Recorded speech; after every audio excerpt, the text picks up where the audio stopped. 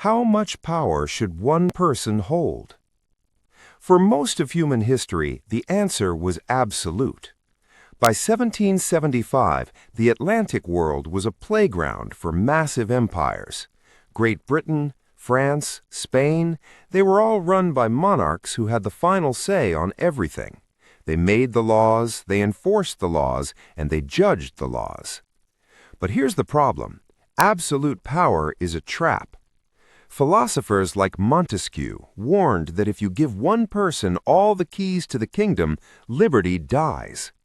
But in the late 1700s, a few radical thinkers started to wonder, what if we didn't just give the keys to someone else? What if we broke the keys into pieces and shared them?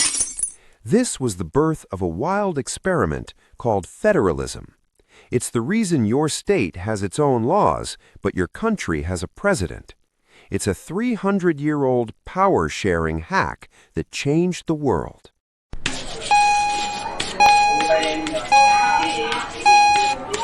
Excuse me, class. Class!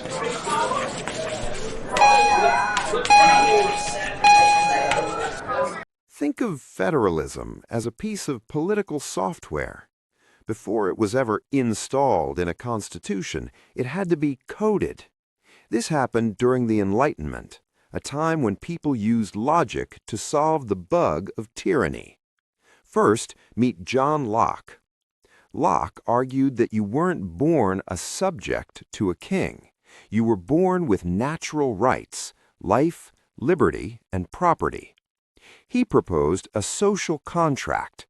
Basically, you give the government power, but only if they protect your rights. If they break the deal, you have the right to fire them. Then came the check and balance specialist, Baron de Montesquieu. He looked at the mess of history and realized that power is like water. It always tries to overflow. His solution?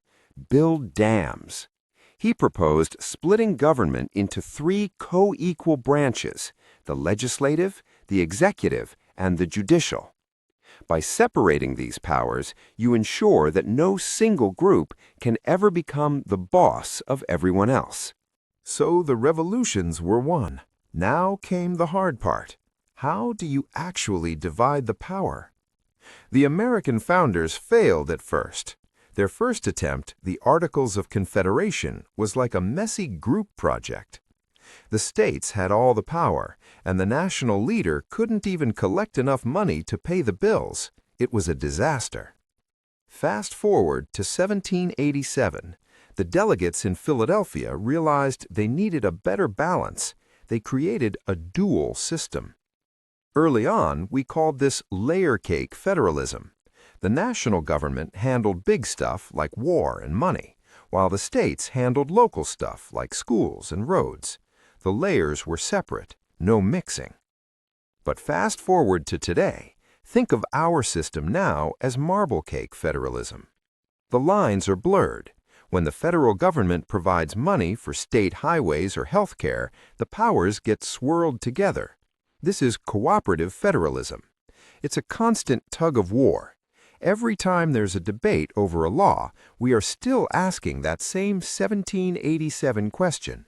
Who's in charge here? You might think this is just old history, but federalism is in your pocket right now. It's why you can get a driver's license in one state, but not another. It's why your school's curriculum might look different from a student's in California or Florida. Federalism exists so that power is never consolidated. It ensures there are always checks on the system.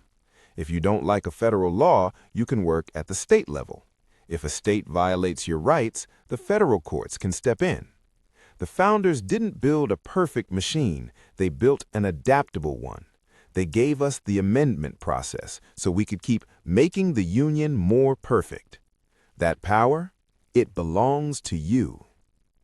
The continuous balance between local and national authority isn't just a boring lecture. It is the vital, pulsing tension that secures your freedom. You have the right to challenge power, demand representation, and, most importantly, shape your own future. Thank you for watching. If you would like to see more content like this, hit the like button and please subscribe to help the channel grow. Thank you, and see you in the next video.